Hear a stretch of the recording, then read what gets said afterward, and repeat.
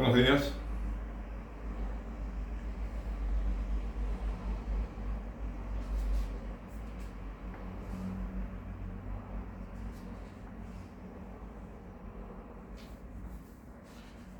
Quisiera hablarte del clericalismo y su relación con las actividades de la iglesia, ¿no es cierto? Es decir, los sacramentos y la vida diaria de los presbíteros, obispos, cardenales y todo el clero, ¿no es cierto? Así que esa es un poco la idea, ¿no? Hablarte de Iglesia Católica, como siempre el tema.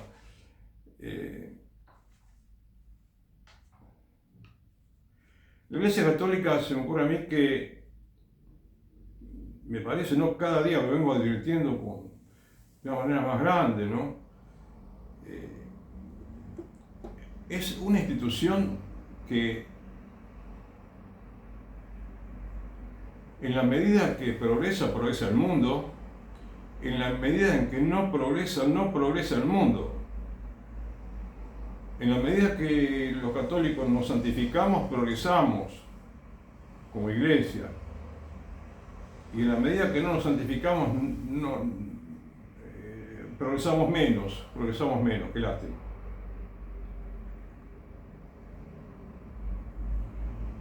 Pero el mundo, quiero decirte que necesita de los católicos, necesita de la institución Iglesia Católica, quizás más que ninguna otra institución en el mundo. Por eso es importante que recemos por la Iglesia Católica, por los católicos, de la jerarquía católica, el Papa, los cardenales, los obispos, los diáconos, las monjas, los laicos, las familias católicas, por todo el mundo, ¿sí?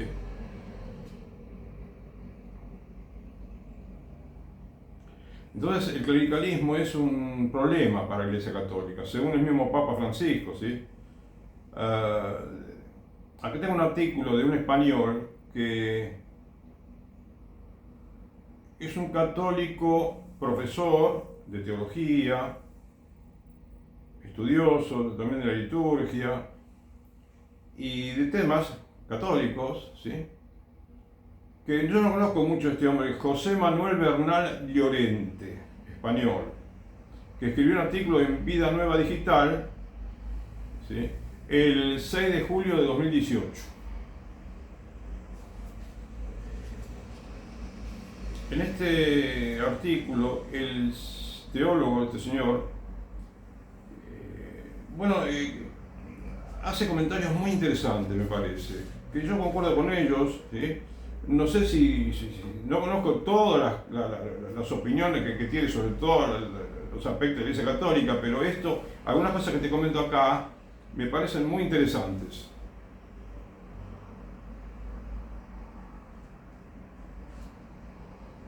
Acá cita primero en el artículo, comienza diciendo que el Papa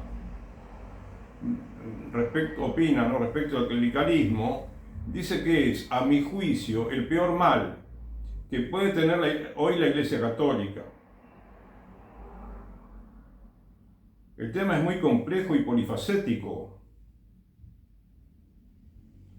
Y tiene además muchos flecos, muchas caras. Puede abordarse desde muchos ángulos y es en su tratamiento,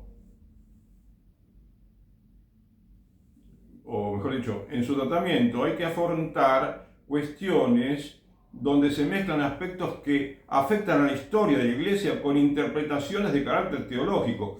Es decir, la historia de la Iglesia, acá dice algo profundo, la historia de la Iglesia está muy relacionada con el clericalismo, muy relacionada con algunas costumbres no católicas, no buenas, que tiene la Iglesia como institución.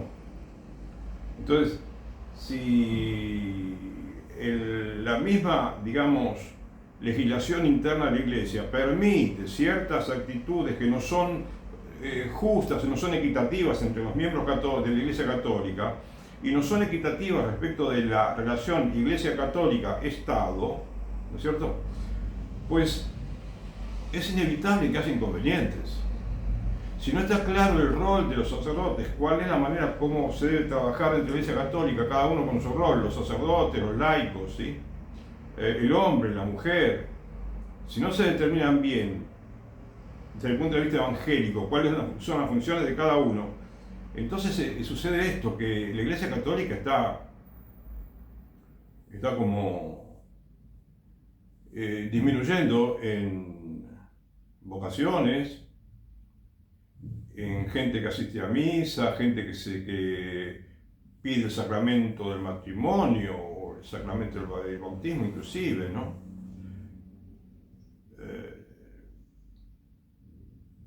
La práctica religiosa no parece asemejarse a la de otros tiempos y entonces, bueno, el clericalismo, ¿qué es el clericalismo, no?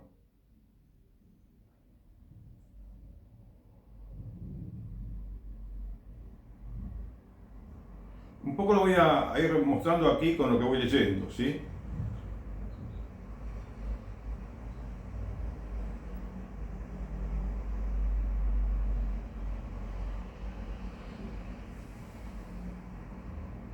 Ya desde otros tiempos, la jerarquía católica, constituida por el Papa, los obispos y los sacerdotes, forma un gran cuerpo social al frente de la Iglesia. Y entonces surge la figura del clero, según este hombre, como un estamento privilegiado, orgánicamente estructurado. Bueno, está bien orgánicamente estructurado, pero estamento privilegiado no es porque así lo fundó nuestro Señor Jesucristo, ¿no es cierto? Es quizás porque el hombre se refiere a que justamente la legislación interna de la Iglesia Católica permite que la Iglesia, que haya privilegios para la Iglesia Católica, o, ¿sí? Digamos, promueve los privilegios, ¿sí? Para la Iglesia Católica como institución, y dentro de la Iglesia quizás algunas, no sé si decir privilegios, pero algunos beneficios más grandes para la jerarquía católica.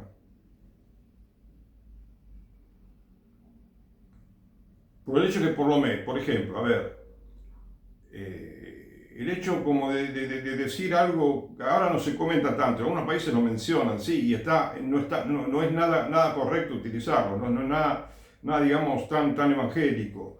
El hecho de que se denomine derecho de estola al derecho del clérigo, sacerdote o obispo, cardenal, etc., que bueno, no, me refiero especialmente a esos tres jerarquías, ¿no? O digamos, a esos tres estados clericales. El derecho de estola sería lo que un clérigo pide, ¿no? O cree que tienen que retribuirle por celebrar una misa o por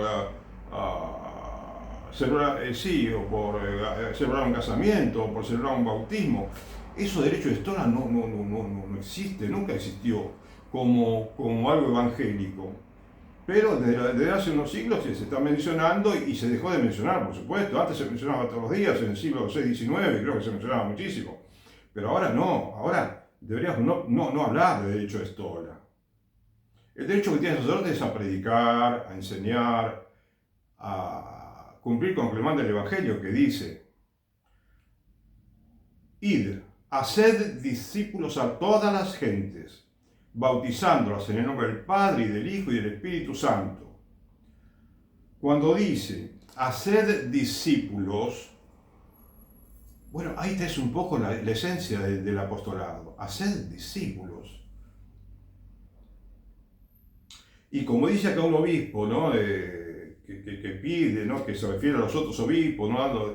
Pidiendo, sugiriendo, ¿no? Mejorar como en los apostolados, que los católicos tenemos, todos, especialmente la jerarquía, ¿no? Los sacerdotes, los clérigos, tienen que buscar conquistar a la gente, ¿no es cierto? Ganar el corazón, ganar las mentes de las personas para poder llegar con las enseñanzas evangélicas. Pero por eso, haced discípulos. Algunos quizás lo entendemos mal y pensamos que Jesús dice haced dinero. Y no es así. Entonces, ¿cómo sigue esto?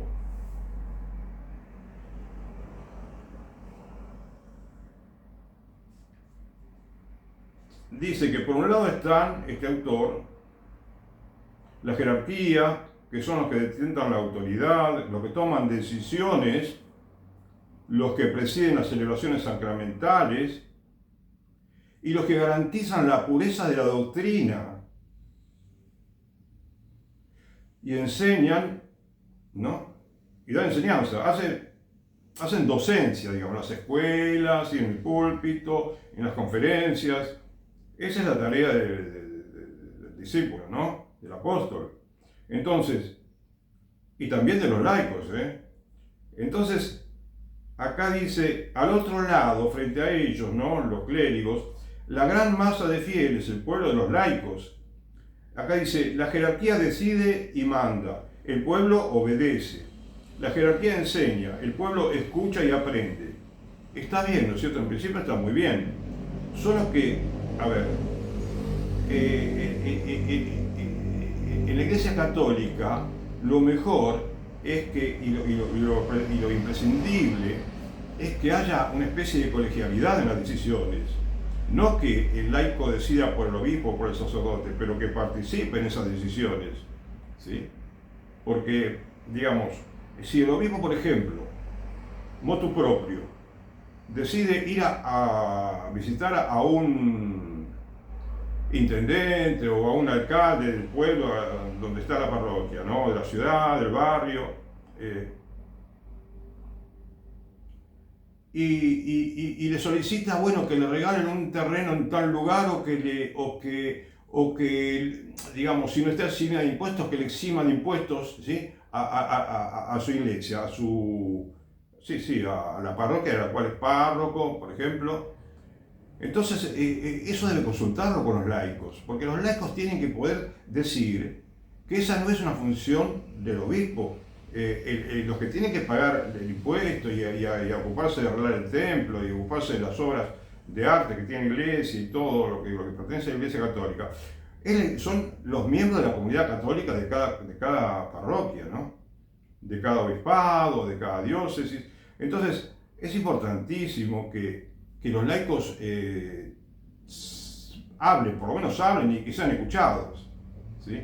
Porque si bien todos no pueden tener por qué tener la noción no clara de cómo debe organizarse la iglesia, de cómo debe financiarse, bueno, siempre puede haber un pequeño grupo, o uno por lo menos, que diga, ¿no? Que pueda, digamos, impugnar de alguna manera, y dando razones evangélicas inclusive, ¿no es cierto? Así que es importante que todos sean, que haya también escucha y que se tenga en cuenta, ¿no? Por lo que dicen los laicos, porque a veces el cura puede equivocarse de alguna u otra manera en cuestiones de orden terrenal, ¿eh? Bien.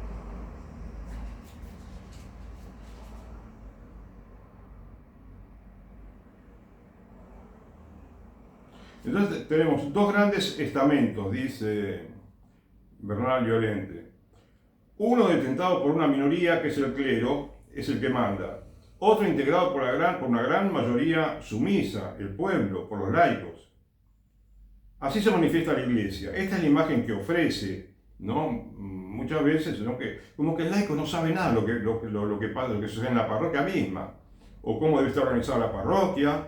Entonces, bueno, hasta se puede llegar a enojar el laico si alguien le dice, conoce bien cómo deben ser los temas de la parroquia, porque le dice, mira, la verdad es esta, tiene que trabajar de esta manera uno, de esta manera el otro, y capaz que se enoja porque está acostumbrado a una manera de trabajar equivocada.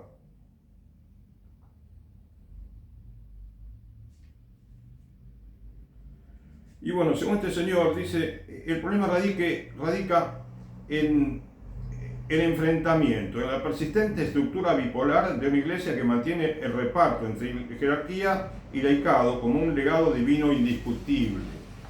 Bueno, acá es muy sencillo todo, la idea es hacer como dice el Evangelio. Dice, pero acá también es muy bueno lo que dice a continuación. que llaman la reflexión, ¿no? De todos los católicos, todos los líderes también. Quizás haya que buscar la salida remodelando el perfil, ¿sí? La forma de ser de la Iglesia y de actuar de la jerarquía. Es el estilo señalado por el Vaticano II y que se identifica con el Papa Francisco. Y yo te repito, bueno, estoy de acuerdo con lo que dice este señor, como digo muchas veces acá, y no con todo, no leí todo lo que opina. Me parece en principio muy bueno esto y muy noble, ¿no? Muy loable. Así que bueno, después sí, pero bueno, por lo menos este hombre me ayudó a mí a darme cuenta de que no solamente yo pienso estas cosas, sino que hay otra gente, muchas personas que piensan también de esta manera, ¿sí? El mismo Papa dice: el clericalismo es, a mi juicio, el peor mal que puede tener hoy la Iglesia. Es una perversión que ha facilitado muchos males y una gran impunidad en la Iglesia. Muchos males y una gran impunidad. Sobre lo que se debe pedir humildemente perdón. Y me parece extraordinario esto, sí. Porque los católicos tenemos que pedir perdón como institución por muchas cosas, no solamente por esto, sí. Por muchas costumbres, y para que la Iglesia vuelva a tener, para que la Iglesia no solamente vuelva a tener, sino que la Iglesia sea, de ahora en adelante, si hacemos todos los cambios, reformas profundas que se van a hacer, para que la Iglesia sea lo que nunca fue.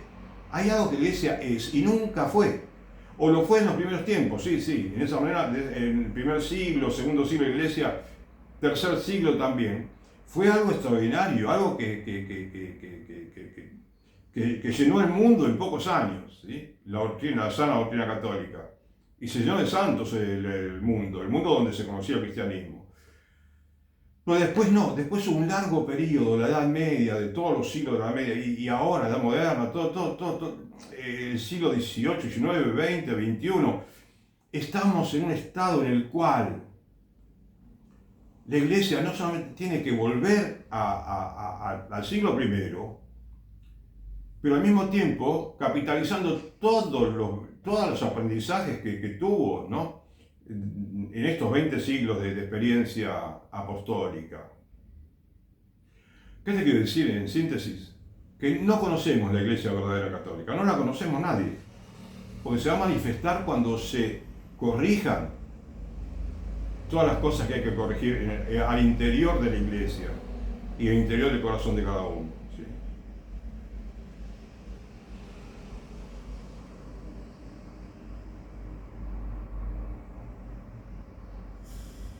El Papa, el clericalismo lo definió como una plaga, una visión elitista y excluyente de la vocación, que interpreta el ministerio recibido como un poder a ejercer, en vez de un servicio gratuito y generoso para ofrecer.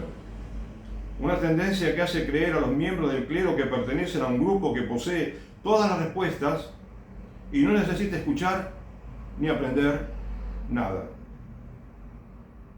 Francisco pide a los obispos que no sean clericales, decir no a los abusos, que sean de poder, de conciencia. Claro, a los abusos ya sean estos de poder, abusos de conciencia o abusos de cualquier otro tipo. Significa decir no con fuerza a toda forma de clericalismo.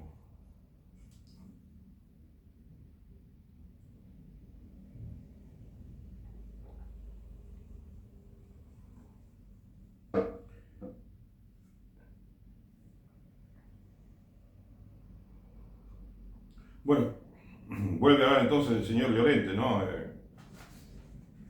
Bernard Llorente. En mi opinión, dice, los laicos seguirán siendo clericales si los clérigos son renuentes a dar a los seminaristas y estudiantes de escuelas y universidades católicas una perfecta educación referida a todos los conocimientos eclesiológicos, dice acá, que todo laico debe tener. Es decir, Si los clérigos no solucionan su propia ignorancia y la ignorancia que tienen muchos laicos, aún en cuestiones elementales, bueno, continúo acá y no tengo bien, no sé qué pasó, que no, pero bueno, quiere decir que si no se soluciona eso, entonces la iglesia no puede progresar, la iglesia no puede, digamos, manifestarse al mundo con esa plenitud, con esa fuerza, con ese esplendor inclusive que podría manifestarse. Que resistan los clérigos, dice, la tentación de comportarse como príncipes o como patronos en sus diócesis. Hombres pobres en bienes y ricos en relaciones, nunca duros ni ni buscando la confrontación, sino afables, pacientes, simples, abiertos. No sé si acá en esto que yo copié, ¿no? de la página de internet, exactamente lo que dice, es esa la palabra del autor o del Papa, pero el Papa habla, sí, de que no se comporten como príncipes. Bien.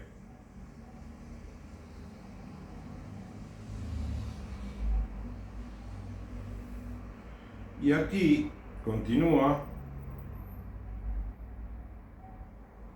el autor.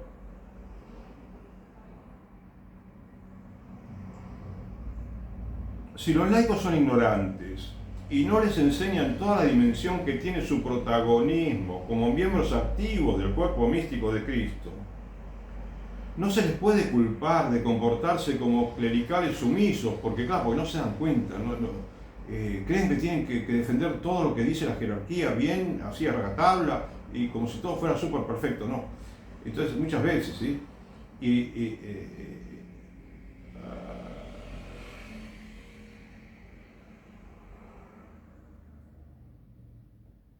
No se les puede culpar, como digo, de clericales sumisos o de que no ejercen la corresponsabilidad en la gestión de las actividades parroquiales. Acá después, si Dios quiere, voy a leer un artículo de otro que habla un sacerdote respecto de el dinero que piden a la iglesia a veces por los sacramentos y servicios sacerdotales, y que habla de colegialidad, no como justificando habla quiero decir, la corresponsabilidad. Acá este hombre está hablando de corresponsabilidad en lo referente a el trabajo parroquial, el trabajo apostólico, ¿no es cierto? El trabajo en la liturgia, el trabajo en la docencia, ¿no? En enseñarse el catecismo. Es decir, corresponsabilidad, sentirse iglesia, digamos. Sentirse corresponsable con la iglesia institucional mundial, ¿no es cierto?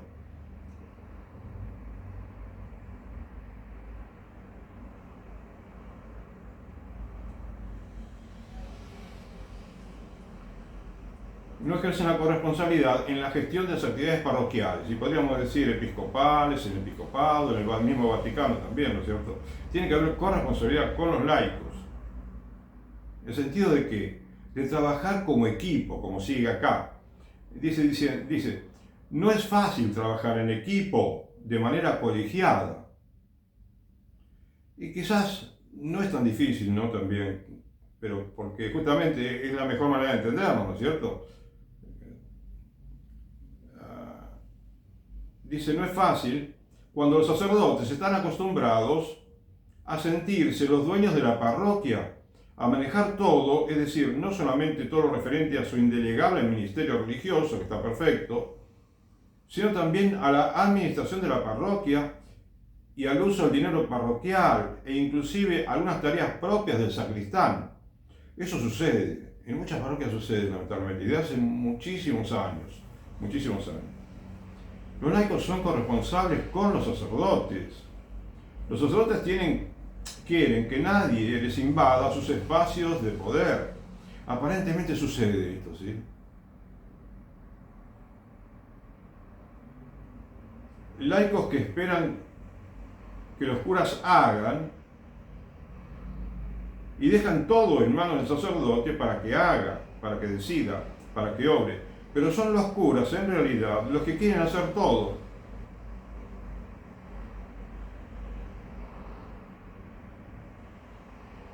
Participación corresponsable de todo bautizado. Entonces, eso es lo que falta en muchas parroquias. Y la parroquia es una síntesis de la Iglesia Católica. Porque si vamos a buscar dónde faltan los laicos, te faltan en los obispados, te faltan en el Vaticano, muchísimos laicos.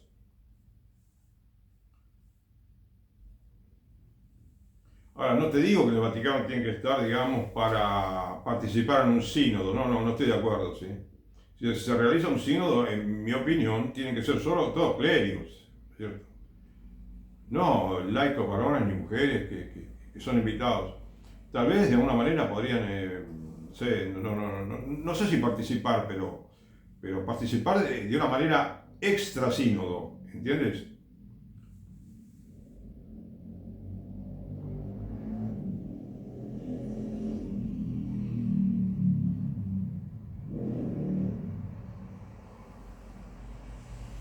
Los dogmas y las normas litúrgicas no pueden estar supeditadas al capricho o a cualquier interpretación que hace el sacerdote, el obispo o el catequista.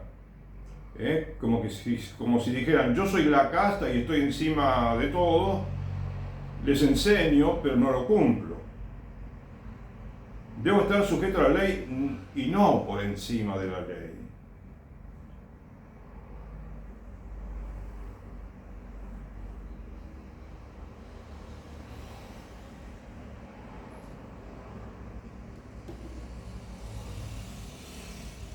Ahora, bueno, vamos a preguntarles, ¿cómo se soluciona, Carlos, esto? ¿Cómo lo conseguís que haya más participación de los laicos? Ya lo he comentado en algún video anterior y creo que tendría que explicarlo mejor. Porque cuando yo te digo, por ejemplo, habría que en el ámbito de la educación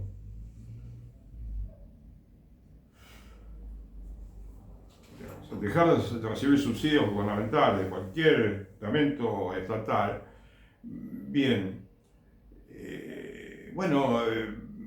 hay lugares en los que hay muchas escuelas católicas y terminar con ese sistema no parece tan sencillo. Sí, es sencillo, pero lo más importante es que debe reformarse todo eso. ¿Comprendés? Y si no se puede hacer en un año, podrán hacerse en 2, en 3 o en 4, pero se tiene que poder realizar todo muy bien. Todo lo que sea volver a la manera de trabajar católica. ¿Sí? Y si nosotros obramos como dice el Evangelio, como pide, y cumplimos, y no interpretamos a nuestro modo el Evangelio, ¿no? Cuando dice que pagar los impuestos, ¿sí? de darlo todo gratis, como le mandó Jesús a los discípulos. Entonces, la iglesia, cada sacerdote, cada parroquia, cada obispado, el mismo Vaticano, van a tener con más efusión la gracia del Estado. Mucho más van a tener la gracia del Estado para cumplir exitosamente con todos sus deberes. Entiendo, sí, ¿no?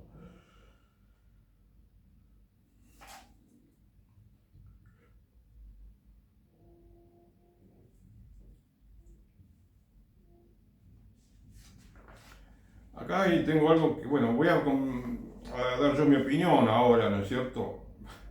Modestamente, ¿no? Esa aparente corruptela que hay en la Iglesia Católica, ¿no? O digamos esos curros que parece tener o esas costumbres equivocadas, no comenzaron en el papado de los papas Francisco, Juan XXIII, Pío XII o muchos anteriores inclusive. Comenzó mucho antes, probablemente en el siglo IV, en el siglo IV de la era cristiana, cuando la Iglesia Católica comenzó una relación ilícita con emperadores, reyes y gobernadores de los estados, con quienes los obispos durante toda la historia de la Iglesia se han de alguna manera fusionado al poder estatal para ejercer sobre los países una autoridad conjunta. muchas veces de manera tácita, ¿no? De manera como indirecta, pero sucede, sucedió y sigue sucediendo, pareciera.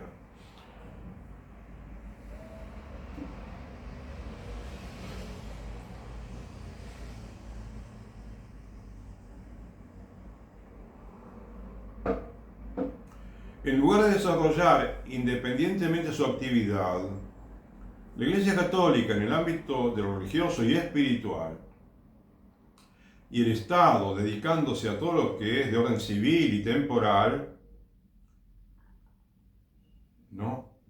En lugar de manifestarse de esa manera al pueblo, los líderes de ambas sociedades perfectas se dedicaron a crear acuerdos de colaboración económica y hasta política, con lo cual la relación Iglesia-Estado fue nefasta, tanto para las poblaciones civiles como para el conjunto de los fieles católicos, que forman parte de la misma sociedad, ¿no es cierto?, que los civiles que pagan impuestos.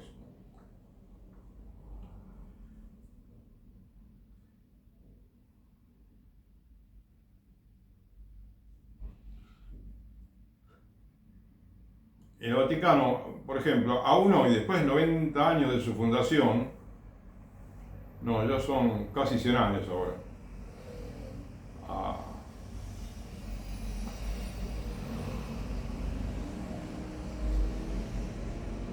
bueno, parece haber mucho silencio, ¿no?, respecto de cómo son las actividades económicas y financieras en las que estuvieron involucrados muchos cardenales y obispos que trabajan en el Vaticano, ¿no es cierto? Yo he buscado hace varios meses, ¿no?, en la página internet de la APSA, Administración Apostólica de Santa Sede, para ver si hay un informe sobre las propiedades que tiene la Iglesia Católica, sobre cómo se administra el dinero en la APSA, que es mucho dinero que maneja.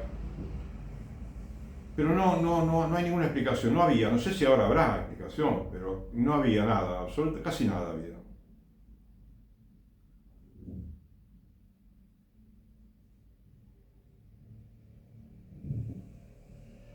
Y todavía hoy, en el siglo XXI, parecía que hubo despilfarros en el Vaticano, ¿no?, y quizás en otras diócesis, muchas diócesis, descontrolan los gastos.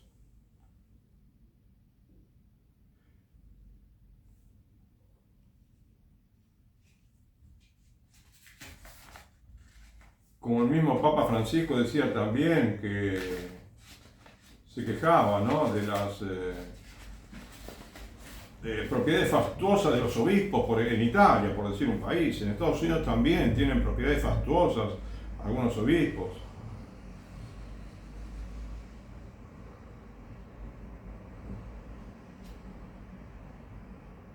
Pero claro, yo te digo todo esto porque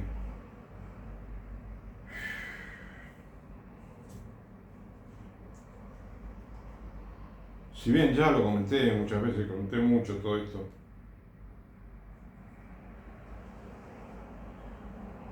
la idea mía es quizás aportarte un argumento modesto, humilde, ¿no?, de manera respetuosa para todos los clérigos, para todos los laicos, para que entendamos todos que cuando nosotros purifiquemos la Iglesia Católica de todo lo relacionado con el dinero, que no está bien relacionado, bien, quizás va a haber más caridad interna entre nosotros. Yo sé que cuando hablo de que las escuelas argentinas, por decir un país, no deberían estar recibiendo subsidios, que todos los padres, la gran mayoría de los padres de los niños que van a la escuela católica en Argentina, que están subsidiadas por el gobierno de varias maneras, con mucho dinero, y quizás no son muchos los que acepten mis argumentos,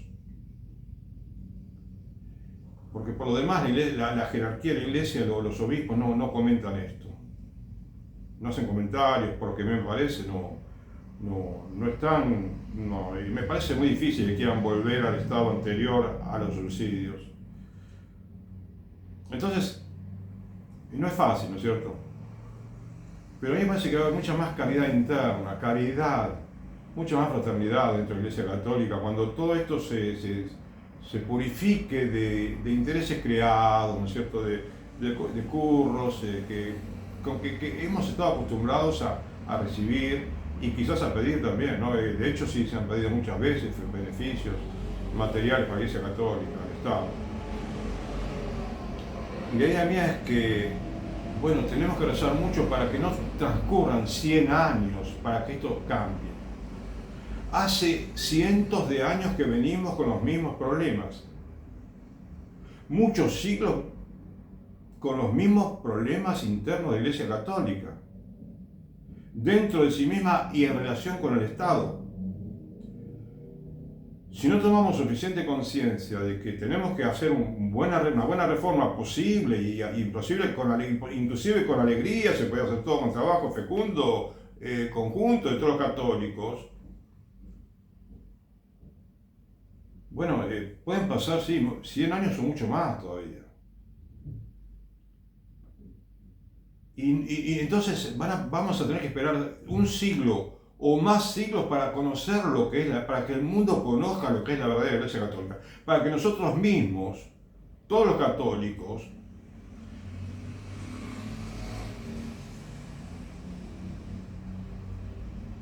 nos transformemos y nos sorprendamos de lo mucho que podemos hacer si nos reformamos, si cambiamos, si organizamos mejor la Iglesia Católica y todas sus instituciones, la parroquia, el obispado, el Estado Vaticano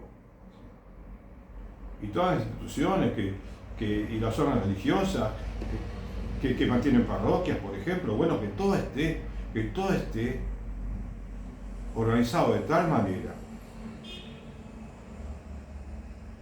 que pueda manifestarse la Iglesia Católica al mundo como realmente tiene que ser, una iglesia santa, una iglesia que hace muchos milagros, una iglesia que puede transformar todas las realidades temporales, no solamente las almas, pero por supuesto que también todo el orden temporal es transformado por el Espíritu Santo, por los dones del Espíritu Santo, por la gracia santificante de Dios y por las virtudes infusas que Él infunde en las almas.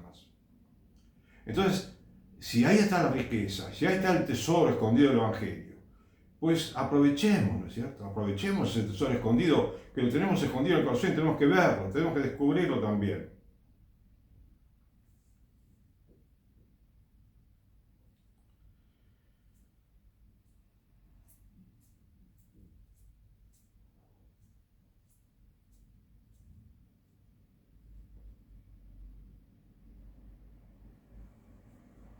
Durante casi un siglo, ¿no? En toda la existencia del Vaticano, los católicos nos hemos pasado la vida haciendo conjeturas, ¿no? Mucha gente decía la riqueza que tiene el Vaticano, pero no sabía nada de nada, ¿no?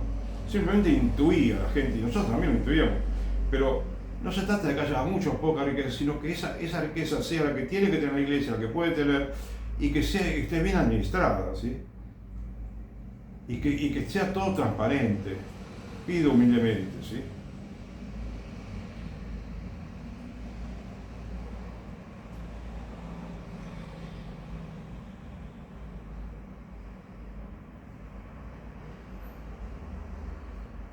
Y acá tengo otro artículo de un sacerdote que creo que es conocido porque enseña mucho sobre el catecismo, sobre la iglesia, da charlas sobre la iglesia católica, sobre temas espirituales, sobre temas doctrinales también. Y lo hace bien, creo que lo hace bien, me parece, ¿no? Que bueno, o quizás no debería opinar tanto porque no escuché mucho. Pero supongamos que el hombre lo haga todo muy bien, ¿sí? El hecho de hablar de los sacramentos, hablar del catecismo, hablar de la espiritualidad católica. Ahora, lo que ocurre es que acá, este sacerdote, este buen sacerdote, dice algo de los sacramentos, del precio de los sacramentos, que no concuerdo, me cuesta entender por qué. Porque no es solamente con él que no concuerda, con todos, la mayoría de los sacerdotes y obispos, que piensan que parecía que somos acostumbrados a que hay que pagar algo, a contribuir con algo, ¿no? En los sacramentos. Cuando yo dije varias veces que una parroquia, ¿cómo se financia? Con lo que aportan periódicamente, según su corazón. cada laico, cada laica, ¿sí? Y que lo hagan semanalmente, quincenalmente, como digo, mensualmente, pero que ellos, si un día también quieren dar una ayuda más por algún sacramento, pero digo si quieren, ¿sí? Porque lo principal es, el mandato es contribuir al sostenimiento del culto, ¿sabes? Lo único que había en la sinagoga, cuando Jesús fue a ver cómo la gente dejaba dinero en la alcancía, pues el único deber que tenían aparentemente era ese, no había que tener que pagar por la purificación de esto. Tenían que presentar, sí, una tórtola, ¿no es cierto? Pero eso ya no está, ya no se pide nada. Digamos, a ver, el hecho de pagar por un servicio sacerdotal, cualquiera que sea el servicio sacerdotal, ya sea que lo presta el sacerdote mismo o otro miembro de la parroquia o la secretaria de la parroquia cuando le piden un certificado de bautismo, supongamos, eso no es el negocio de la parroquia. El negocio, por así decir, está en que voluntariamente cada uno aporte a la parroquia y si tiene, la parroquia tiene 300 fieles, 400, 350, 250 fieles, lo que sea, todo ese dinero alcanza perfectamente para celebrar los sacramentos, para pagar las velas, para pagar digamos, todo lo relacionado con los sacramentos, ¿sí?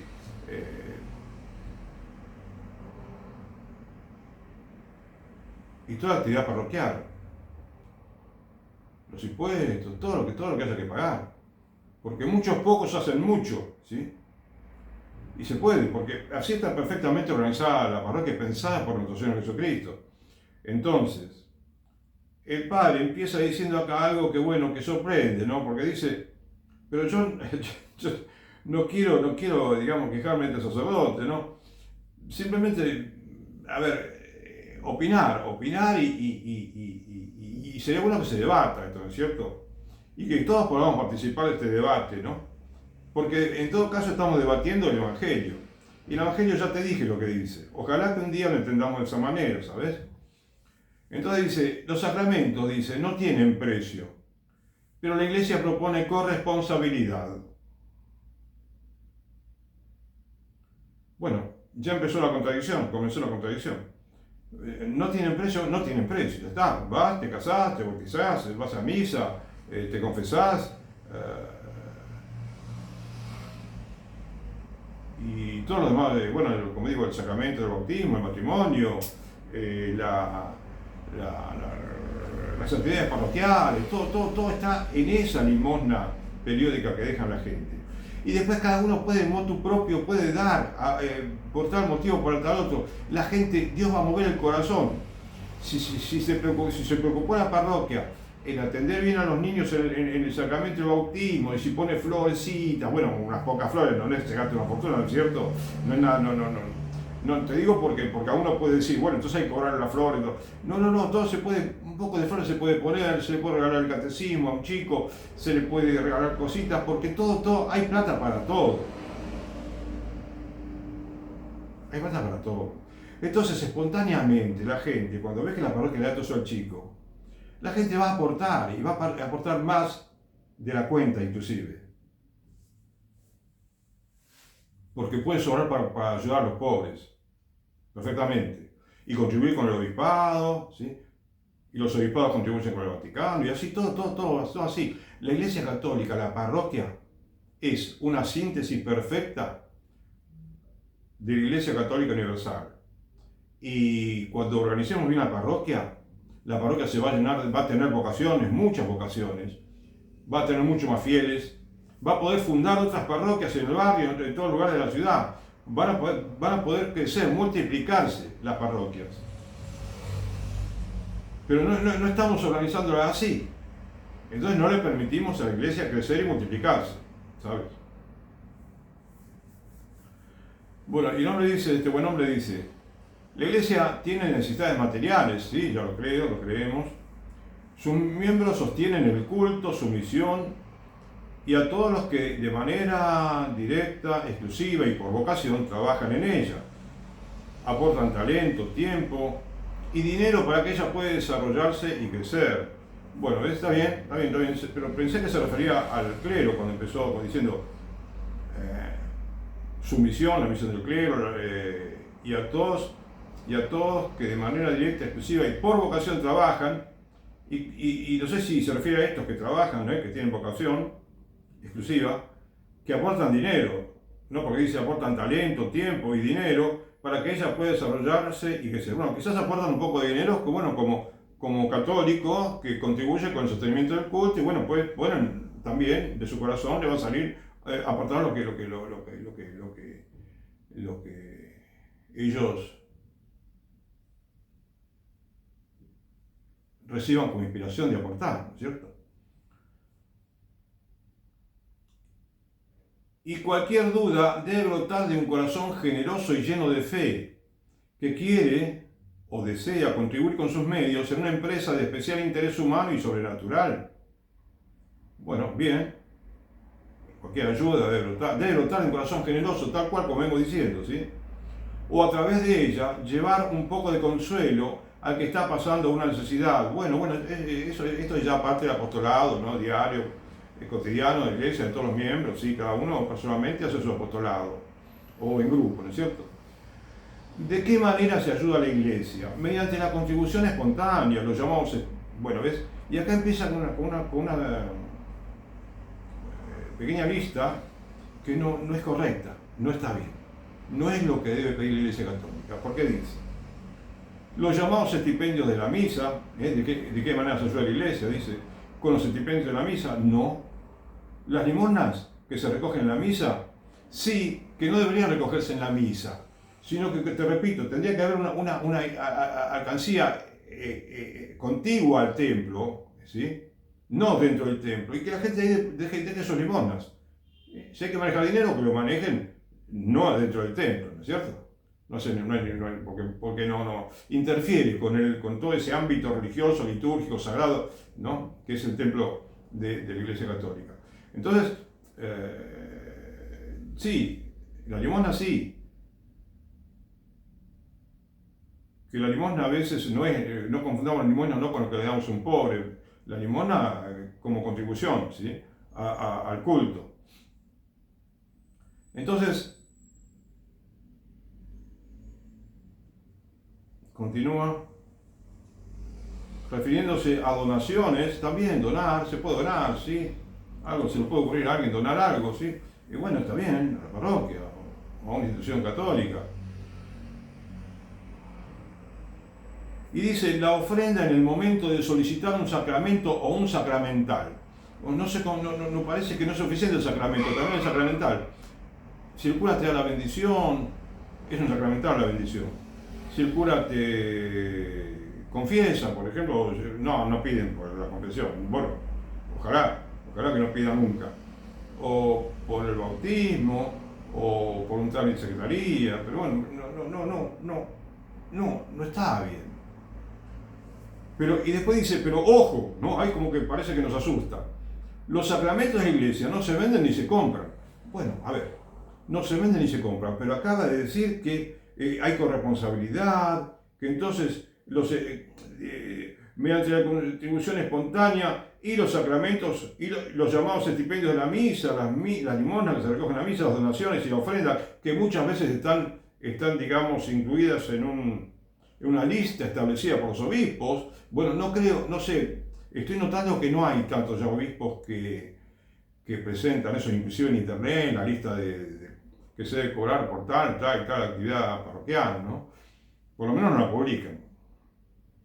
Ahora, ojalá que no exista para nada eso de pedir o sugerir, ¿no? Pero dice, como no hace falta que el cura diga, ojo, bueno, está bien, uno tiene que tener cuidado de cumplir los mandamientos y todo, pero en este caso vemos un poco la contradicción, ¿no? Dice,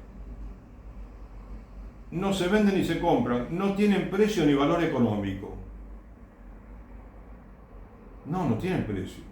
Y tampoco tienen precio en el sentido de que son infinitamente valiosos un sacramento. Pero de todas maneras, en eso está la gracia de Dios, de recibir un sacramento y recibirlo gratis. Porque ellos también recibieron gratis la ordenación de sacerdote, que es un regalo inconmensurable. Recibieron gratis los sacramentos, todos. Y bueno, y de la misma manera, no tienen que pedir dinero a nadie. Entonces, querer comprar o vender, dice, por ejemplo, el perdón, la condición de hijos de Dios, el cuerpo de Cristo, es absurdo. Bueno, ahora vamos a ver cómo sigue. La gracia divina que llega a las personas a través de los sacramentos es invaluable, pues consiste en la participación de la misma vida divina. Pero la gestión y la administración de los sacramentos, bueno, a ver, pero es que, no, claro. Ahora el hombre separa el sacramento en sí mismo de la gestión del sacramento. Pero seguro que Jesucristo se refiere a la gestión de todo, a todo lo que hacemos. ¿Sí? A todo lo que hacemos.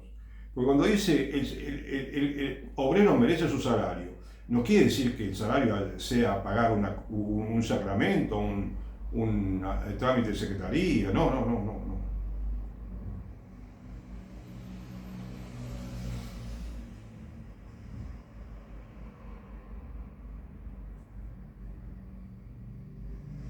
A ver, porque me parece que un poco acá está el quid también, otro de los meollos, ¿no? Otra de las cuestiones esenciales que resolver en la Iglesia Católica para que la Iglesia Católica se manifieste al mundo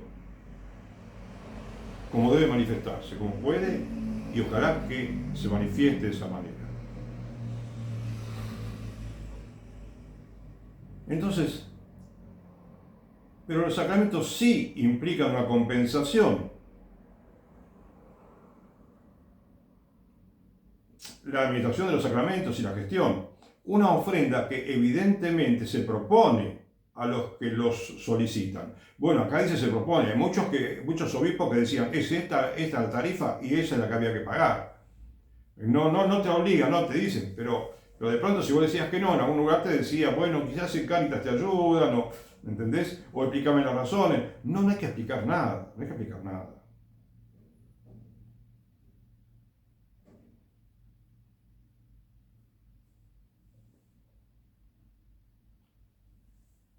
Y una compensación, una ofrenda que evidentemente se propone a los que los solicitan. Sin embargo, dice, no es absolutamente obligatorio. Bueno, o es obligatorio, o no es obligatorio, o no es absolutamente obligatorio. Hay tres posibilidades. La única posibilidad es que no sea obligatorio para nada, ni que sea absolutamente obligatorio, ni obligatorio en parte. La obligación moral ya sabemos que la tenemos y es para contribuir en esa alcancía, ¿sí? Por favor.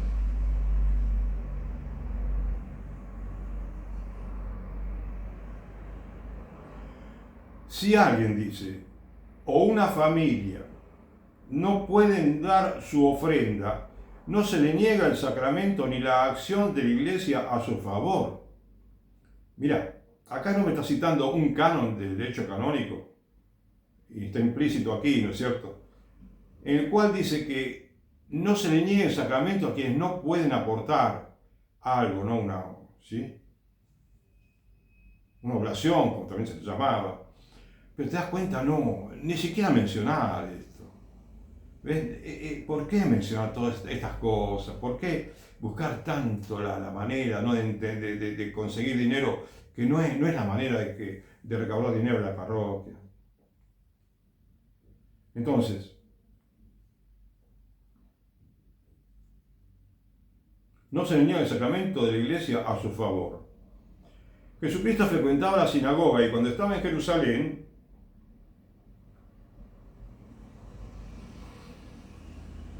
asistía al templo y él enseñaba. Pone como ejemplo la viuda que ofrece al templo lo mismo que necesita para comer, ¿cierto? Porque ella tenía 2 moneditas pequeñas y las dio como limón. Jesús, por tanto, no se opone a que la gente colabore económicamente en lo relacionado con la iglesia. Pero ¿quién dijo que Jesús no se opone? ¿Quién dijo que Jesús no quiere? Por favor, Padre querido, ¿quién dijo que Jesús se opone a que la gente dé limosna? No entiendo, querido Padre. A ver, si me equivoqué yo, a ver.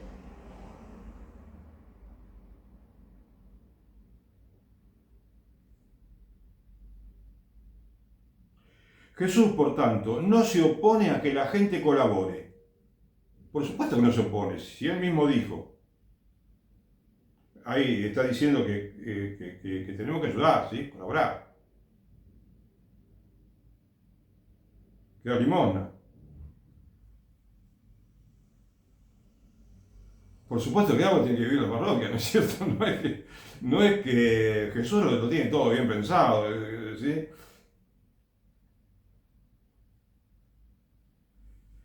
No se opone a que la gente colabore económicamente en lo relacionado con la iglesia. Bueno, pero lo sabemos todos, querido Padre, todos lo sabemos perfectamente. No solamente se opone, sino que lo ve lógico, lo ve bien. Y la limosna tiene muchísimos beneficios espirituales y materiales inclusive, que muchos santos lo han comentado. Por ejemplo, el santo cura de Ars han hablado maravillas de la limosna. Inclusive en la escritura, en el libro de Tobías, se habla bien de la grandiosidad que tiene la limosna, ¿no? Hay muchas maneras de predicar el valor de la limosna. Eso sería bueno que lo expliquen también en los homilías, los sacerdotes, ¿no? Más allá de lo que tenga que aportarse, ¿no? Que entendamos el concepto de la limosna en sí misma, y los grandes beneficios que tiene. Y después,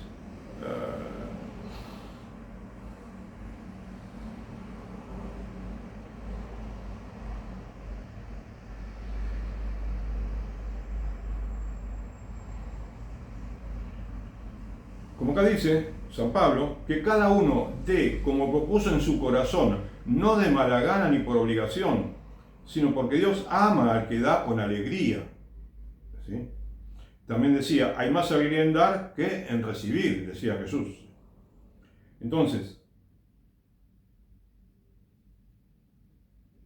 y tanto fue el celo de Jesús por el templo, que en una ocasión echó fuera a los que no respetaban el templo como casa de oración. A ver, ¿te das cuenta? Hicieron el templo una casa de negocio, decía, ¿no? Algo así. De comercio.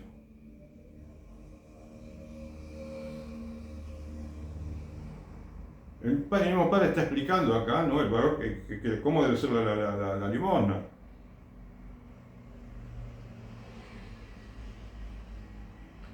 Algunos critican como injusto y oneroso lo que se les pide. A ver, bueno, pero otra vez. Ay, padre. A ver, y ciertamente que es oneroso lo que se le pide a la gente. En los Estados Unidos $500 le piden. Y si no es una parroquia, hay más de una, y $200, $350, no sé, $150, a mí todo me parece mucho. A mí personalmente todo me parece mucho. Porque no habría que pedirle nada. Si un hombre, supongamos, en Estados Unidos tiene un ingreso de $10.000 mensuales, supongamos, ¿vos creés que no va a dar limosna? Y un pobre que lo atienden bien, le dan todo gratis, súper bien, no va a dar una moneda por lo menos. Seguro que va a dar limosna. Y no va a tener dinero en la parroquia, va a tener mucho dinero en la parroquia, más dinero que ahora, porque esto produce el efecto contrario, el hecho de pedir dinero.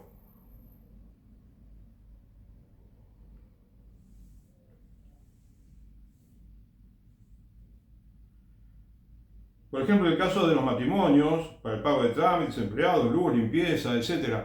La limpieza es la que se hace para todo. La luz, todo lleva luz, esto es un poquito más de luz, bueno, no pasa nada. Los empleados son los mismos de siempre. Y los trámites son trámites sencillos. Y si hay que hacer un poco, para eso aporta el fiel en la alcancía, para todo esto, y alcanza la plata. ¿Sabes? Hay parroquias en Estados Unidos que, yo te digo Estados Unidos porque, bueno, lo conozco, porque pienso que allá por lo menos te muestran todo. Te muestran, en Argentina, yo no sé cuánto se recauda en las parroquias, cómo se administra. Ellos son más transparentes en muchos aspectos, ¿sí? Si bien tienen que mejorar una enormidad también. Bueno, yo puedo informarme mejor de parroquias norteamericanas que de cualquier parroquia, de país de Italia, de España, de América Latina, de África, Asia. Esto lo tengo así cuando quiero, ¿no? Y muchos informes sobre el salario que pagan los sacerdotes y demás, todo bien detallado. Y el obispado, cómo la finanza de algunos obispados. Por supuesto que hay diócesis que difieren muchísimo de otras, y que hay mucho que mejorar también, pero ¿qué te quiero decir? Que ¿cuántas parroquias en Estados Unidos recaudan? Recaudan $10.000 por domingo. Y supongamos que la parroquia te pide por el estipendio de la misa, bueno, descontale el estipendio de la misa, bautismo, descontale todo lo que sea de secretaría, si querés, que no deberían cobrar nada, descontale todo eso. Te quedan $9.990, porque es nada lo que reciben casi, comparado con, ¿entendés? Es casi nada comparado con todo lo que aportan frecuentemente los fieles. Y si es un porcentaje que es significativo, bueno, peor todavía, ¿entendés? Peor todavía. Pero no, igual está muy mal. Un centavo está mal que entreguen por el bautismo, por cualquier sacramento. Y siempre está la forma de resolver todos los problemas, y aunque parezcan indisolubles, parezcan imposibles de resolver, sin que le diga, mira, la música vale esto, el órgano vale esto, el que ayuda a la misa tenés que pagarle esto, al sacerdote es costumbre que se le dan tantos dólares. No, nada. Disculpame que te hablo así, que parece que de pronto no quiero dejar de parecer católico, ¿entendés? Cuando hablo de la Iglesia Católica. Quiero hablar desde la humildad, ¿viste? Desde la modestia. Y confiando en la capacidad que tienen los sacerdotes, los obispos, los cardenales, los papas, los laicos. Porque Dios confía en los católicos más que nosotros en Dios. Mucho más, ¿sí?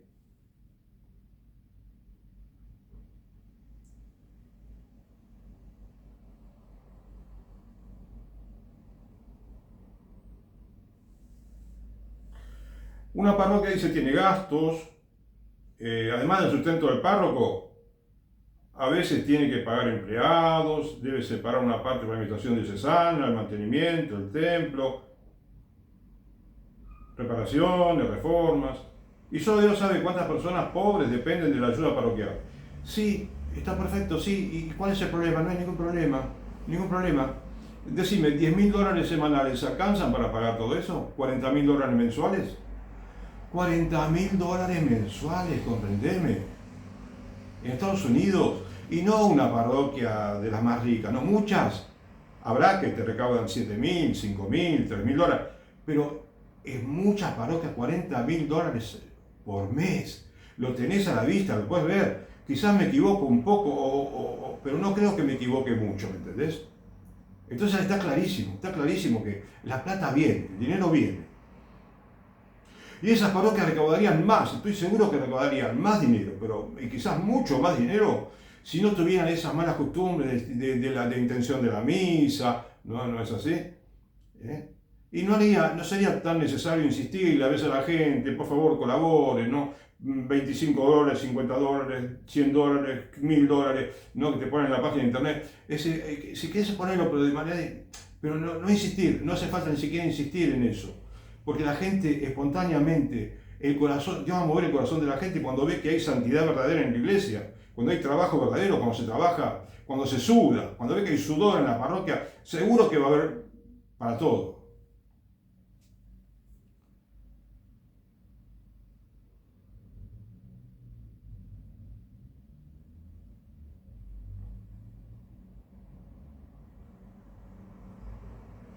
La iglesia lo que ofrece lo recibe de Dios, pero solicita la corresponsabilidad, otra vez.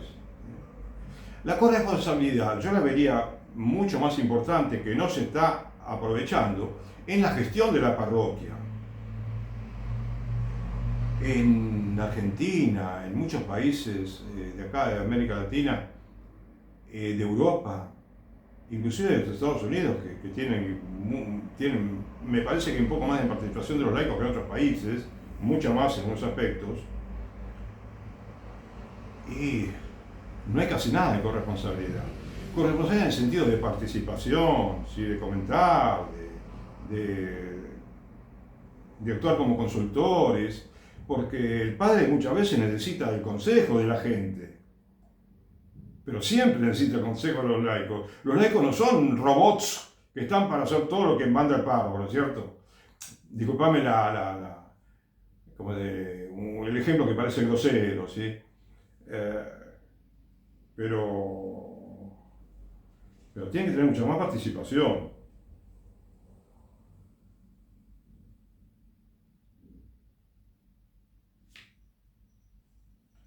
Y acá el sacerdote dice, menciona el Evangelio cuando Jesús dice, gratis lo habéis recibido, dadlo todo gratis.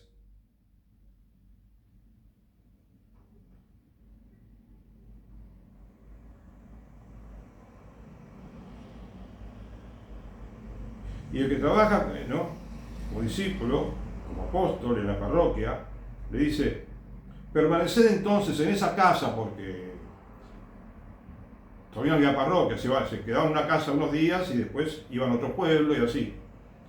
Y dice, permaneced en esa casa comiendo y bebiendo lo que os den, porque el obrero es digno de su salario. Y no hay ningún problema, le van a dar al sacerdote, los otros van a recibir. La providencia de Dios es más exacta que la contabilidad de las computadoras. Más generosa todavía.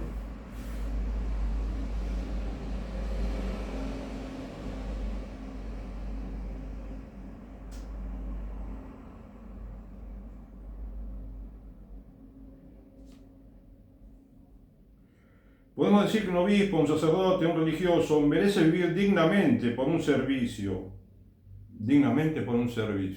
por el servicio sacerdotal que presta en la parroquia, ¿sí? Todo el conjunto de su trabajo. Un ministerio prestado, dice que lo tiene prestado, se les debe recompensar por algo que el dinero no puede en absoluto comprar. No se puede comprar. Tampoco el sacerdote pudo comprar la ordenación sacerdotal. Modestamente digo a todos los sacerdotes, modestamente les digo. Ya sabemos que es impagable, ¿sí? Por eso todos tenemos que ser humildes y dar gracias, ¿sí? Y servir sin esperar nada a cambio, tal vez.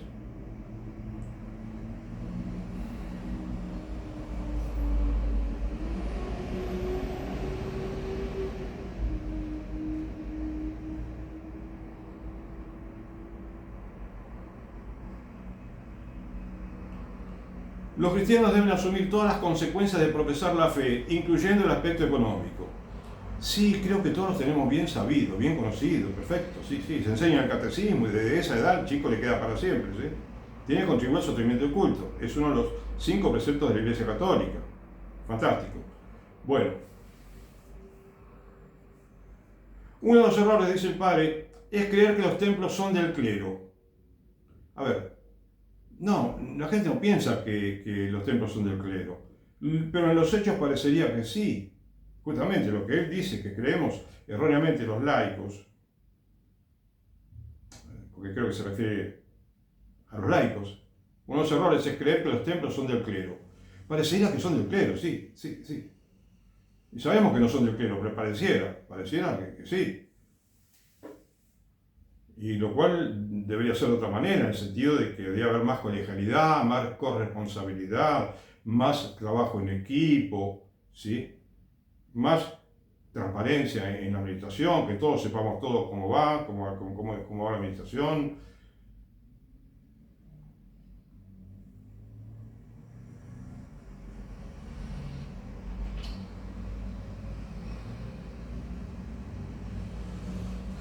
Y dice el padre, este patrimonio de la Iglesia, no se refiere al patrimonio de la Iglesia Católica, que dice que está al servicio de la humanidad.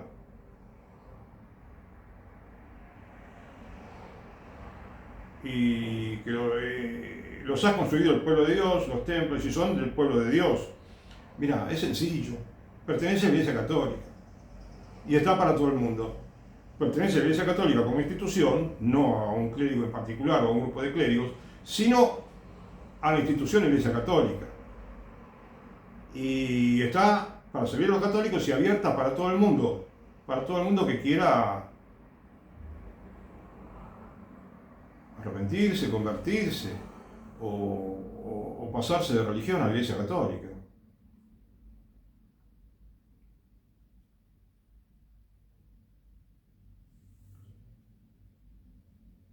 Y bueno, y termina ya, falta un poquito que termine el artículo.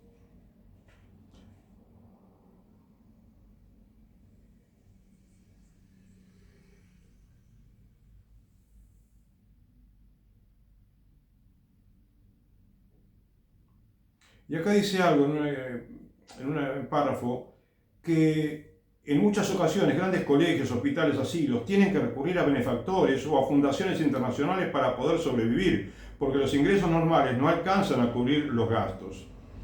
Bueno, a lo largo de toda la historia han habido infinidad de santos que crearon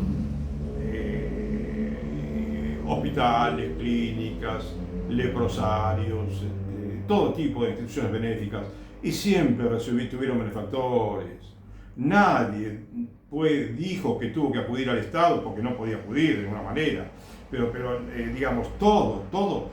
Es más, escúchame, hay santos que empezaron a fundar escuelas y también instituciones, digamos, de caridad, ¿no? Asilos, por ejemplo. Y era increíble cómo fundaban aquí, fundaban allá, a los 2 años en nuestro lugar, al tercer año en el otro, 4 años. En pocos años, varias fundaciones. Pero eso porque la gente, ahí había estado el Espíritu Santo trabajando con fuerza. Ahí había santidad verdadera y había trabajo verdadero, había sudor de verdad. Entonces Dios estaba animando toda esa historia, por medio de los fundadores, principalmente por medio de los fundadores, ¿no? Que transmitían ese espíritu de trabajo, de oración, de sacrificio, de penitencia a todos los fieles. Y bueno, bien que les retribuía con su providencia magnífica. ¿Sí? Y no había eso. Yo discrepo con el sacerdote porque no había eso, ni hay ahora. Actualmente hay instituciones fundadas por católicos, sacerdotes, o alguna que también es posible, pero que crecen y no te das cuenta, no sabes cómo. Como cuando dice el Evangelio, el reino de los cielos es como una semilla que siembra el sembrador y aparece primero el tallo, aparece, bueno, después las ramas, después fue un abundante en las ramas, ¿no es cierto? Es decir, crece mucho, vos no sabés cómo, pero crecen. Es la obra de San Francisco, la obra de Santo Domingo de Guzmán, la obra de los jesuitas, San Ignacio de Loyola, han recibido dinero del Estado, pero eso no está para corroborar el beneficio grande de la providencia de Dios y la razón de su crecimiento, sino que eso obra en contra en realidad. Cuando ahora que están recibiendo muchos favores del Estado, muchas congregaciones religiosas están disminuyendo en vocaciones, están vendiendo casas, ¿sí? Se están vendiendo muchos monasterios en España, conventos. Pero por eso te digo, justamente, lamentablemente no comparto casi nada lo que dice Saúl. Sí, en la medida que coincide con el Evangelio, pero cuando da razones para pagar por un sacramento, para dar ayuda, no sé, para dar ayuda más de la cuenta, ¿no es cierto? Entonces es como que no tenemos que confiar más en la providencia de Dios y revisar nuestro trabajo. Tratemos de, diría yo, me parece a mí, modestamente, nuevamente te digo, busquemos nosotros la mejor manera de dar lo mejor de nosotros mismos, porque podemos, hay mucho dentro que quizás no lo aprovechamos. Tenemos mucha capacidad que quizás no la hemos desarrollado, los católicos, para servir a la Iglesia Católica. Busquemos en nosotros la manera de resolver los temas y la vamos a encontrar en el Evangelio, pero pidamos al Espíritu Santo que nos explique bien el Evangelio. Que no hagamos una interpretación, ¿no es cierto?, errónea.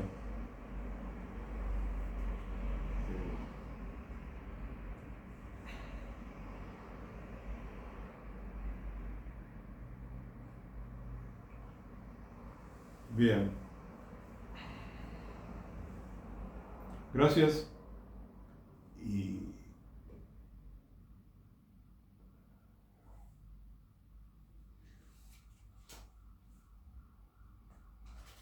ojalá que un día